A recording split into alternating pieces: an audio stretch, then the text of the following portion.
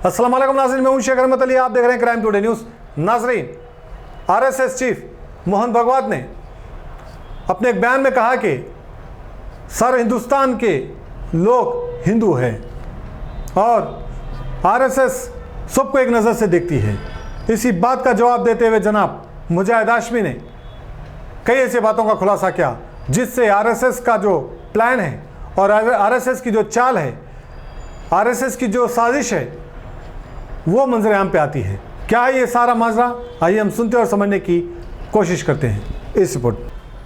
जनाब मुजाहिद हाशमी साहब, आरएसएस के चीफ मोहन भागवत ने एक स्टेटमेंट दिया जिसमें कहा कि हिंदुस्तान के सारे लोग हिंदू हैं और इनका मजहब हिंदू है, और ऐसे आगे बढ़ते हुए उन्होंने कहा कि सारे लोग जो हिंदू से ताल्लुक़ रखते हैं और इस मुल्क में इंसानियत का पैगाम देना चाहिए और इस मुल्क में सारे लोग को एक नज़रिए से देखने वाला हिंदुत्व है। आप इससे क्या इत्तेफाक रखते हैं, कैसे इत्तेफाक रखते हैं? यही आरएसएस हाल हाल में अपने बयानात को बदलते रहती है और इस तरह से मोहन भागवत जो है उनका ऐसे वक्त पे स्टेटमेंट आना, इसको आप क्या समझते हैं?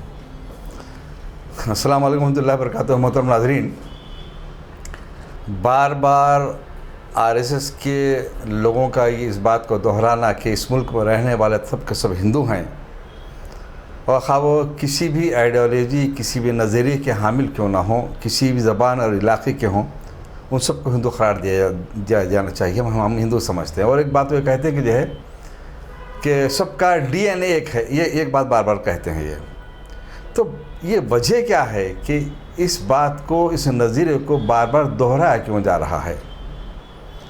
कि डीएनए एक होने का मतलब क्या है? इसलिए कि जो इस मुल्क में दो कौमें रहते हैं, एक आर्य, एक द्रावड़ी। जो भी ब्राह्मण हैं वो बाहर से आए हुए हैं और बाहर के हमलावर हैं। जो द्रावड़ी हैं वो असल हिंदुस्तानी हैं, जिनको हम कबायली कहते हैं, दलित कहते हैं। जितने भी ब्राह्मण हैं वो आला जात के लोग हैं, बड़े जात के लोग, जिनका इस मुल्क से कोई ताल्लुक़ नहीं है। इसीलिए अपने आप को हिंदुस्तानी साबित करने के लिए, भारतीय साबित करने के लिए जो है वो ये कहते हैं कि जो हमारा उनका सबका डीएनए के। ये बात बिल्कुल गलत है, झूठ पर मबनी है। कई ऐसे सबूत और शवाहिद मिल चुके हैं कि इनका ताल्लुक़, ब्राह्मण का ताल्लुक़ इस मुल्क से नहीं है। हाँ, दलित और आदिवासी वगैरह से जो कुछ भी हैं वो सब जो है यहाँ इस मुल्क के हकीकी बाशिंदे हैं। अब अपने साजिशों की बुनियाद पर, अपने हथकंडों की बुनियाद पर उन्होंने जिस तरीके से पहले इस मुल्क के हकीकी बाशिंदों को अपना ग़ुलाम बना कर रखा था, आज भी ग़ुलाम बना रखे हुए, आज भी और मज़ीद ग़ुलाम बना कर रखना चाहते हैं। ये इसी सिलसिले की एक कड़ी है। अब रही बात है कि इस मुल्क में रहने वाला हर आदमी अगर हिंदू है तो हिंदू मज़हब की पहचान क्या है? कि एक हिंदू की पहचान किस अंदाज से होती है? एक हिंदू उसे कहा जाता है जो 33 करोड़ खुदाओं को मानता हो और उनके जो शास्त्रों को मानता हो, उनके वेदों को मानता हो, मॉडर्न भगवानों को मानता हो, तो उसको हिंदू कहते हैं। और अगर वो इनकार इसका करता है तो फिर उसको हिंदू कौन और कैसे तस्लीम करेंगे? ये खुद जो है मोहन भागवत के जैसे लोगों को, जो अपने आप को अक्लमंद समझते हैं, जो है और भी उनके साथ अक्लमंद लोग हैं, उनको सोचना चाहिए कि हिंदू किसे कहते हैं आखिर। तो फिर एक अगर किसी मज़हब को अगर मानने वाले हैं तो उसका आप एक नज़रिया, उसका एक बुनियादी अक़ीदा होता है। हिंदू मज़हब की बुनियाद मनुवाद पर है, वर्ण शास्त्र पर है, वर्ण व्यवस्था जिसे कहे जाते हैं। यानी ब्राह्मण यहाँ से पैदा होने वाला, उसके बाद छोटी जात का आदमी यहाँ से, उससे छोटी जात का आदमी यहाँ से पैदा होने वाला, सबसे निचली जात का आदमी पैर के तलवों से पैदा होने वाला। ये हिंदू मज़हब की बुनियाद है। इस बुनियाद को अगर हटा दिया जाए तो फिर आपका हिंदू मज़हब बाकी नहीं रहेगा। तो लिहाजा जो है, तो क्या आप अपनी किताबों से जो है दस्तबरदारी अख्तियार कर चुके हैं, अपनी किताबों को छोड़ चुके हैं? हम तो मुसलमान हैं, हम अपने आप को क्यों, हम हिंदू क्यों तस्लीम करेंगे? हमारा बुनियादी अक़ीदा यह है कि ला इलाहा इल्लल्लाह, ला इलाहा इल्लल्लाह मुहम्मद रसूलुल्लाह। तो हमारा बुनियादी अक़ीदा ये है कि हम सबसे पहले उन बुतों का इनकार करते हैं, मुस्तरद करते हैं, रिजेक्ट करते हैं, जिसको दुनिया तस्लीम करती है, किसी भी शक्ल में, सूरत में मानती है, उनको रिजेक्ट करते हैं, मुस्तरद करते हैं। इकरार करते हैं इस बात का कि अल्लाह के सिवा कोई इबादत के लायक नहीं, वहदहु ला शरीक, वही है हज़रत मोहम्मद मुस्तफ़ा सल्लल्लाहु अलैहि वसल्लम अल्लाह के आखिरी नबी और आखिरी रसूल हैं, जिन पर जो है तमाम इंसानों की किताब हिदायत कुरान मजीद नाजिल की गई। ये हमारी बुनियाद है।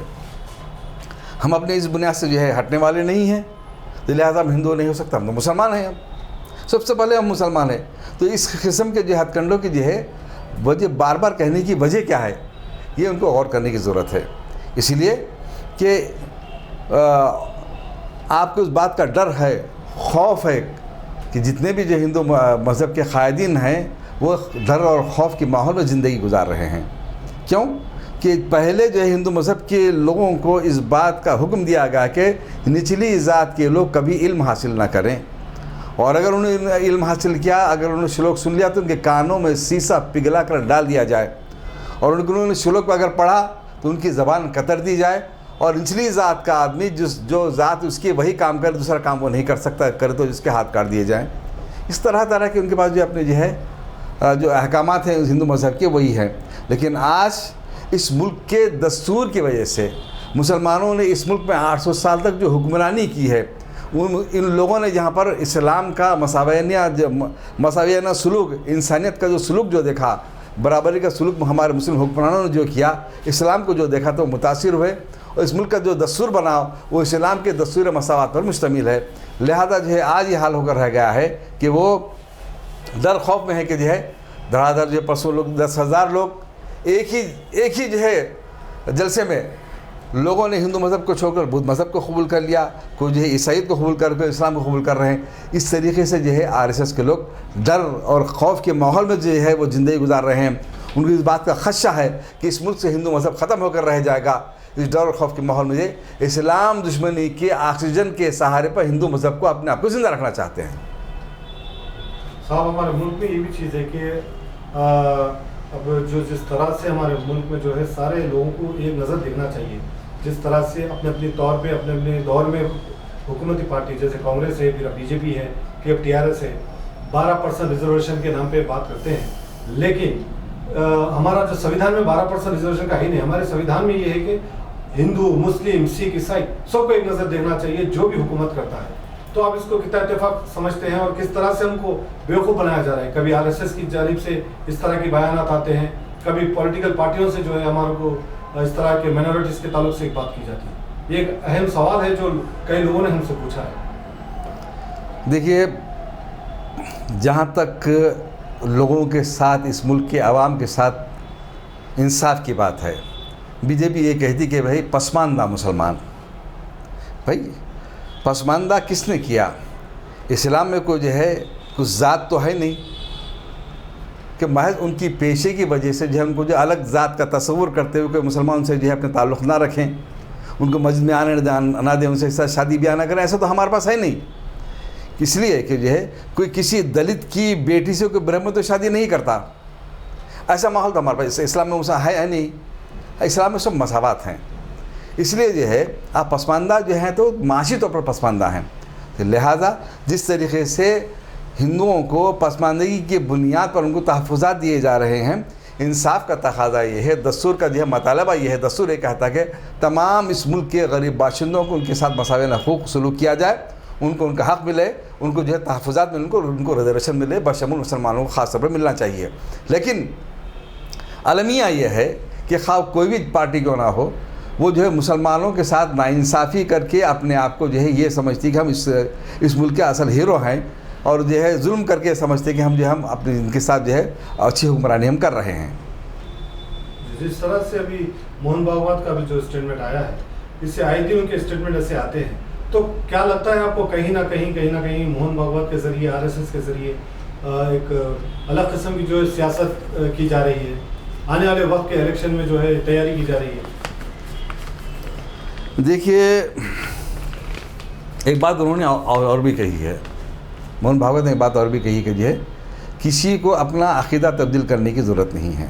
एक बात उन्होंने कही है और मज़ाक़-ए-ख़ेज़ बात है कि हिंदुत्व वो वाहिद आइडियोलॉजी है जो तमाम लोगों का अदब व एहतराम करती है। तो मैं समझता हूँ कि इससे बड़ा जो है मज़ाक, भोंडा मज़ाक और झूठ कुछ भी नहीं हो सकता।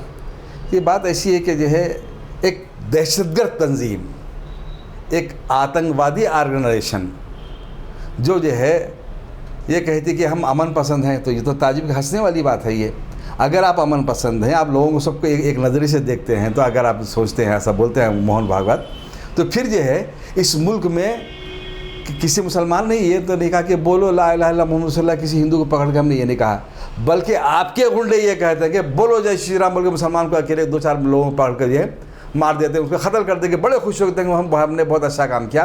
अपने आप को इंसान नवाज भी कहते हैं, सबका अदब एहतराम करने वाले भी कहते हैं, सबका अक़ीदे का एहतराम करने वाले लोग आप कहते हैं।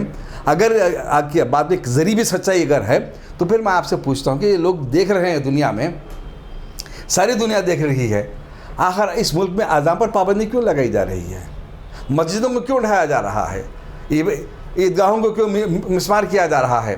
नमाज़ पढ़ने पर क्यों मुकदमा दर्ज किए जा रहे हैं? क्यों जब आप हम ये कहते हैं कि कोई कुछ भी खाए, हमको उससे कोई एतराज़ नहीं, फिर जो है कोई मुसलमानों के घरों में गोश्त रखने की बुनियाद पर उनके घरों पर बुलडोज़र चला जा रहा है, उनका कत्ल किया जा रहा है। फिर कहाँ आप इंसाफ की बात करते हैं? कहाँ आपके इंसानियत से ताल्लुक़ ही क्या है?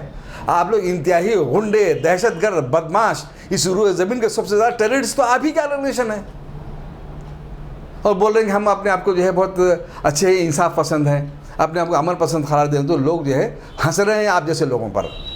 सारी दुनिया में जो इस मुल्क को बदनाम किया आपकी आइडियोलॉजी ने, आपके लोगों ने, आपकी गुंडागर्दी ने। इसी गुंडागर्दी की बुनियाद को इसको फ़रोग़ देते हुए नफ़रत के बीच बोकर इसी नफ़रत के माहौल में अपने आप को ज़िंदा रखना चाहते हैं। अगर आप पास दम है तो अपने मजहबी उसूलों की बुनियाद पर जो अहकामात आपकी मजहबी की जो किताबों पर हैं, उस पर अमल करके अपने आप को ज़िंदा रख के तो पता हम देखेंगे। उसकी बजाय जो है हिजाब पर पाबंदी आयद कर देना, हाँ, मुसलमान होने के नाम पर जो उनके घरों को जो पर बुलडोज़र चला देना, दलित होने के नाम पर जो उन पर जुल्म करना, तो ये अपने आप को इंसाफ पसंद बोलने वाले के जो है ये आप कि अपने आप को जो है सिर्फ जुमलेबाजियों से, सिर्फ अल्फाज से जो है हकीकत नहीं बदल जाती, ज़मीनी हकीकत यह है उसके ऊपर दुनिया परखती है। ये तो वही जुमले हुए जो जिस तरह जो है मोदी जो है जिस तरह जुमलेबाजी करते हैं, वही जुमलेबाजी जो है मोहन भागवत की है। तो ये जुमलेबाजी से जो हकीकत ज़मीनी बदलती नहीं, बल्कि जो है आप ये कहते हैं कि हमने जो है हम मुश्किल के दौर में जब जिस वक्त जो है कोरोना वायरस हुआ था, हमने एक दूसरे का साथ दिया। हकीकत ये है कि आपने किसी का साथ नहीं दिया। वही मुसलमान नौजवान थे जिनकी इस्लाम की तालीमात की बुनियाद पर, अल्लाह के हुक्म की बुनियाद पर हमने इंसानियत का अदब किया, एहतराम किया। गंगा में बहती हुई लाशों को उठाया हमने, कि गंगा किनारे लाकर उनको जो दफनाया। और ये कहाँ जहाँ कहीं भी लोग बाप और बेटा, एक बेटा अपनी बाप की जो है लाश को जो है हाथ नहीं लगा रहा था, मुसलमान नौजवान उठे और उन्होंने उनका अंतिम संस्कार किया। ये इस्लाम है? किधर इस्लाम, किधर आपकी जो दहशतगर्दी की सियासत, किधर आपके दहशतगर्दी का जो आपके ख्यालात, क्या आपका उसूल, क्या अपने आप को जब जो है ये कहते हैं कि जो हम बहुत जो है हम हिंदुत्व सबको जो है बर्दाश्त करने वाला जो है आइडियोलॉजी है, ये ऐसी जो है ऐसी जन्नत में आप ही रहते हैं। ये जुमलेबाजी इस मुल्क में चलने वाले नहीं। हकीकत की ज़मीनी हक़ाक़ की बुनियाद पर दुनिया परखती है, देखती है, जांचती है, उसी के असरात जो मुरतब होते हैं। आप कहने लगे कि जो है सब जो है इस मुल्क में रहने वाले हिंदू हैं, तो यहाँ से इस मुल्क से हिंदू चले गए सऊदी अरब में काम कर रहे हैं, तो वहाँ जाने के बाद वो क्या वो हिंदू फिर मुसलमान हो गए? वो इस किस्म की जो है बातें करने के बजाय ज़रूरत इस बात की कि इस मुल्क का जो दस्तूर है, जिसके तहत तमाम इस मुल्क के शहरों के जो हुकूक दिए गए हैं, उसकी बालादस्ती हो, उस पर अमल आवारी हो, तो इस मुल्क में अमन रहेगा, चैन रहेगा, ये मुल्क तरक्की करेगा। वरना आपके जो है जो आइडियोलॉजी है, संघ का साथ, देश का विनाश यही होकर रहेगा।